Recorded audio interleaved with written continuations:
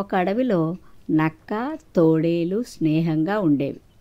అవి వేట కోసం చెరో దిక్కుకు వెళ్ళేవి.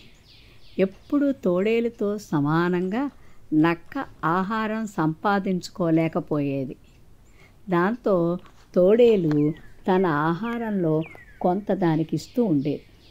ఓ రోజు, మిత్రమా, ప్రతిరోజు నీకు ఎక్కువ మొత్తంలో ఆహారం దొరకడంలో రహస్యమేమిటి అని అడిగింది నక్క. సందర్భాన్ని బట్టి పొగడ్తలతో వర్షం కురిపిస్తే అందరూ మనకు చుట్టాలే. ఎలాగో తెలుసుకోవాలంటే ఒకసారి నాతో పాటు రా అని చెప్పిందది.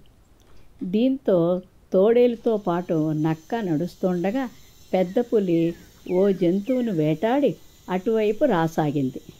అది చూసిన తోడేలు ఆగి, ఆహా, రాజసమంటే మీదే పులిరాజా. వేటాడిన తర్వాత మీ నడక, వేటాడిన జంతువును మీరు తెచ్చిన తీరు చూస్తుంటే సింహం కూడా మీకు సలాం కొట్టాల్సిందే అని పొగిడింది.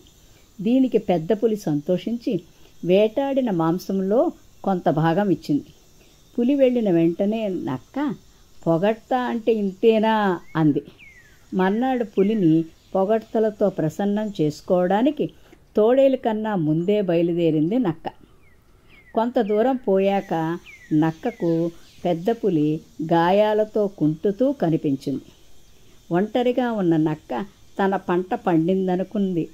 పొగడ్తలతో పులి మెప్పు పొందాలనుకుంది. ఆహా, ఏమి నడక, ఏమి నడక!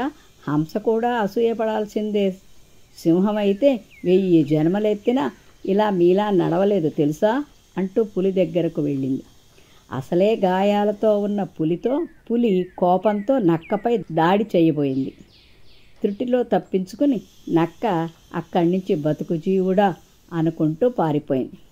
కాసేపటి తర్వాత తోడేలు దగ్గరకు వెళ్ళి, మిత్రమా, పులికి పొగడ్తలు నచ్చడం లేదు, కోపంతో ఊగిపోతోంది అని జరిగిన సంఘటన చెప్పింది నక్క.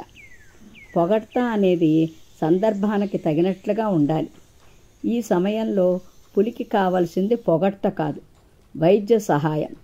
ఏనుగు వైద్యుణ్ణి పిలుచుకు వచ్చి దానికి వైద్య సహాయం అందించింది. అది అని చెప్పి అంది తోడేలు.